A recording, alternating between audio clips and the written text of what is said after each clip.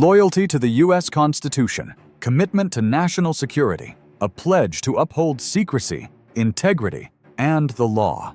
All these, and more, are what the CIA oath of office is about. But what happens when this secret oath is shattered from within? Well, a former CIA analyst has been sentenced to serve serious time behind bars, and the reason is a betrayal so deep that it cuts through the very core of national service and secrecy. This agent was accused and convicted of unlawful transmission of top-secret information, enough to threaten the safety of the nation and its entire secret. For the prosecution, our man here crossed a sacred line by going back on everything the system stands for. This is not just a breach. It's a seismic crack of unbelievable proportions that shook the foundations of trust itself. The case, which started in 2024 and ran through to 2025, had everybody watching and wondering how we got there in the first place. Of course, one thing we know for sure is that this analyst will be dancing to the tune of justice for a long time. However, the questions that would be running through the minds of all spectators following this case include: what could really prompt a sworn CIA agent to end up leaking secret information? What information was really leaked? And most importantly, just how damaging can one leak be to national security? Well, all these are what we will be revealing in this video. And you'll also want to stick around to discover how this one case changed the entire future of classified US intel keeping. But before then, let's meet our culprit. When cases like this hit the mainstream, you just gotta wonder who the heck could be crazy enough to attempt an act so brazen, right? Well, this is the moment we pull back the curtain on the man behind this leak. Meet Asif William Rahman, a 34-year-old analyst and former CIA operative from Vienna, Virginia. Asif had been in the system since 2016, earning a top-secret security clearance that granted him access to sensitive compartmentalized information, the very one which he attempted to leak. Prior to this, though, Asif was almost literally a beacon of excellence in service, with a distinguished background that saw him rise up the service ladder swiftly. Born in California and raised in Cincinnati, Asif was a high school valedictorian who went on to ace his time at Yale University, graduating in 3 years. He certainly was a special talent, and in 2016, the CIA snapped him up to serve as a top-secret analyst. His role in the agency involved handling sensitive compartmented information related to US military capabilities and defense strategy, specifically against the Middle East.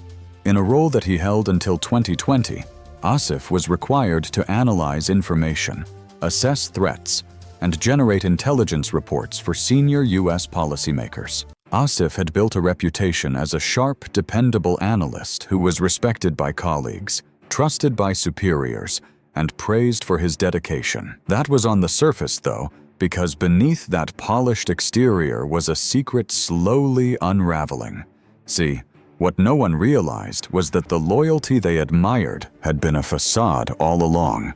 Asif wasn't just hiding something, he was cooking up a betrayal that would change the system forever. Now, we all know that the CIA is built on layers of top-level security, rigorous vetting, and, of course, a controlled information protocol, which begs the question of how top-secret intelligence slipped through the cracks.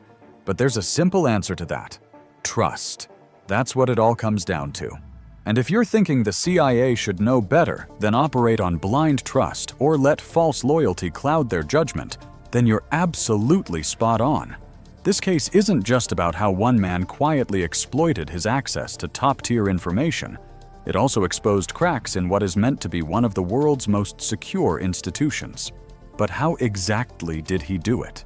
Firstly, an unblemished record during his time as a CIA analyst was the perfect cover he needed. Call it a smokescreen if you may, because it absolutely bought him the trust of colleagues and superiors alike, enabling him to operate under the radar undetected without raising any suspicions. Next, he leveraged his position to access top-secret documents, which he printed and transported out of the facility physically, rather than via electronic data transfers. This was a perfect way to conceal evidence, as he then photographed the documents and destroyed all other evidence. In hindsight, this was a well-calculated move meant to obscure the source of these leaks and erase any digital footprint that could trace it all back to him. Smart. But even that still wasn't even the most genius move in his master plan. That would be the presence of mind to leverage his overseas posting as the ultimate alibi. Turns out Asif was stationed in faraway Cambodia, in the city of Phnom Penh, when the leaks surfaced. While that may not have shielded him completely, it provided him with an extra layer of insulation from immediate suspicion and gave him the time and guise needed to carry out his plan without being noticed. However, gaining access was only half his betrayal. The real damage lay in what Asif chose to do with that access, the scale of which started to become alarmingly clear when layers of classified information began to surface. Asif's betrayal is reported to have started on the 17th of October, when he assessed and printed 2 top-secret documents. By the 18th of October, the document had already appeared online on multiple social media platforms, complete with its classified markings. Granted, if the secret divulged were just routine intelligence, it wouldn't have made Asif's actions any less wrong.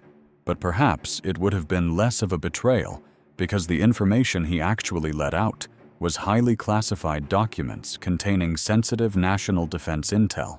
According to multiple reports, the information included details about military capabilities, foreign intelligence sources, and internal assessment reports, all information that could significantly compromise U.S. security operations.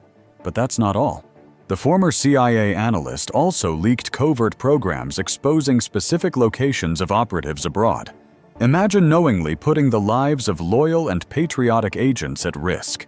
Now that's just unforgivable, and justice was deservedly coming for our man here. Here's something we've come to know for sure. Dread it, run from it.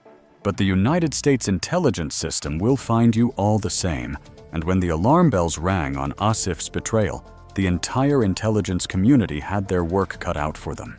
The mission was simple and straight to the point. Recover the leaked data as soon as possible and find out the face behind this scheme. The stage was set, and all hands were on deck to put paid to this treacherous attempt at espionage. Firstly, a meticulous probe was launched, with the CIA and FBI each conducting thorough investigations to flag any irregularities or suspicious activities.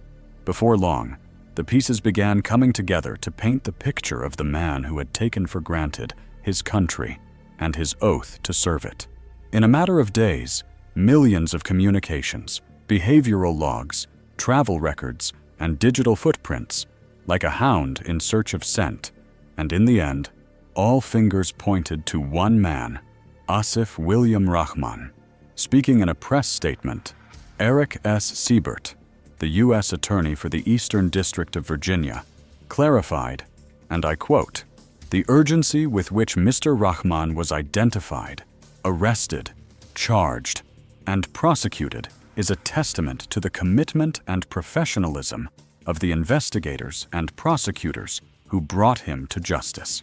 Once Asif was pointed out as the main suspect, all his interactions came under scrutiny in a full-blown investigation that had everything exposed in HD. Asif's digital footprint, the very one he thought he had masked, including his emails and download history, was brought to light, hence identifying him for what he really is, a traitor. However, there was still the issue of proving beyond a reasonable doubt that he was indeed the man behind the mask, so the ex-CIA agent was dragged to court before a jury. Not that he stood a chance anyway, at least. Not with his hands still drenched with betrayal blood. With evidence stacked high and motives brought under the microscope, this case was straightforward enough and didn't need to trigger much courtroom drama. Quite simply, Asif was indicted by a grand jury on the 7th of November, and what followed was a swift arrest on the 12th, just as he arrived at work. He was charged under the Espionage Act for unauthorized transmission of national defense information, with the prosecution presenting ample proof of repeated actions and attempts to leak top-secret data.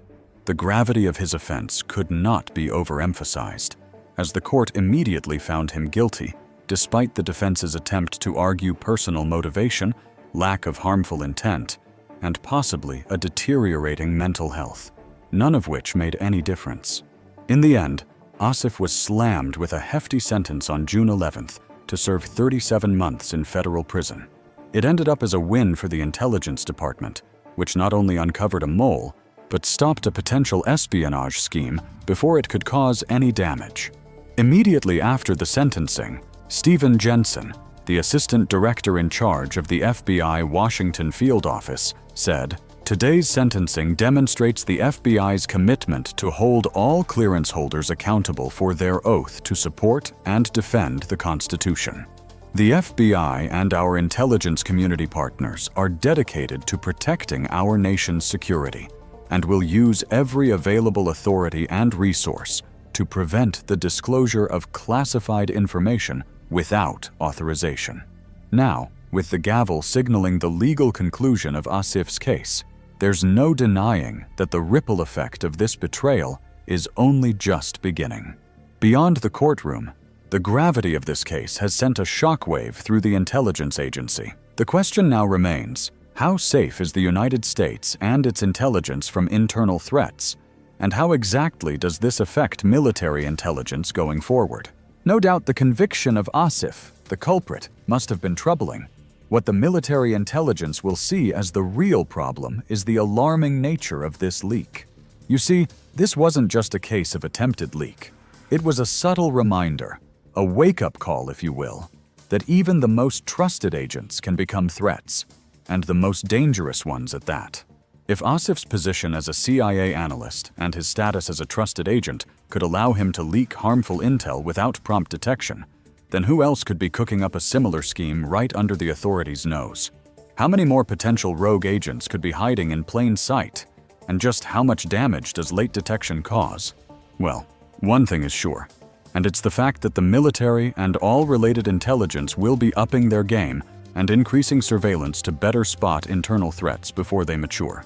Yes, the culprit was caught this time, but what's the assurance that the system will be second-time lucky? All these and more are what the military intelligence will be looking to get a definite answer to, and ultimately ensure tighter and more comprehensive national security. But then again, you got to wonder how exactly the system will be approaching this major problem, and if it is really possible to eliminate the inside threat completely. Indeed, this case is sure to shake the foundation of trust in the intelligence circle. But the good news, however, is that this problem can actually be rectified, or at least managed to a less frequent level. How? Well, it has to be a deliberate program involving several layers, each working towards one goal: protecting the intelligence system from possible cracks and insider threats. Firstly, a stronger insider threat assessment is necessary to check these schemes before they raise their ugly heads. This step could include regular monitoring of personnel behaviors, tracking of digital footprints, and following up on financial activities. Other than that, the system could also organize frequent and unpredictable polygraph testing to promptly determine when agents are about to go rogue. Similarly, intelligence institutions can develop a more rigorous approach to vetting potential agents to prevent the bad eggs from getting in. Beyond that, limiting access to classified information to a need-to-know basis can actually go a long way to reduce the number of potential insider threats, and it can also help limit the number of suspects in such cases. Additionally, agents will be less likely to turn back on their oaths if they are placed in healthy work environments where loyalty and ethics are regularly emphasized. Finally, the introduction and adaptation of AI tools not only make it easier to spot online leaks earlier, but also to prevent them from even seeing the light of day. How? Well, these AI tools can be used to improve cyber surveillance.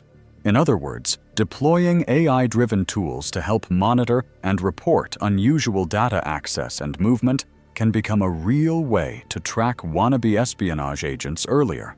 Generally, this case will largely influence how intelligence data is handled and who gets access to it. But why now? Why are the security services only scrambling to protect intelligence now? Does it mean there haven't been previous cases of insider threats and espionage attempts before Asif? Certainly not. See, the United States has had its fair share of rogue agents attempting leaks of vital intel over the years, and a few certainly come to mind in recent times. In fact, it was only recently that an Army specialist, Tyler Adam Lee, was detained and charged with trying to provide classified tank information to Russian intelligence. The 22-year-old active service agent stationed at Fort Bliss allegedly reached out and willingly divulged top-secret intel to people he believed to be Russian intelligence personnel before eventually getting intercepted. There's also the case of the U.S. sailor currently on trial for spying on the U.S. Essex and feeding privileged information to China. And apparently, the list goes on and even dates back many decades. However, the frequency of attempts these days highlights an ever-present threat. And while the Asif incident may not be a needle-in-a-haystack situation, it certainly doesn't stand on its own. Perhaps the strategies being implemented will one day put a stop to data leakages and finally rid the United States of insider threat for good.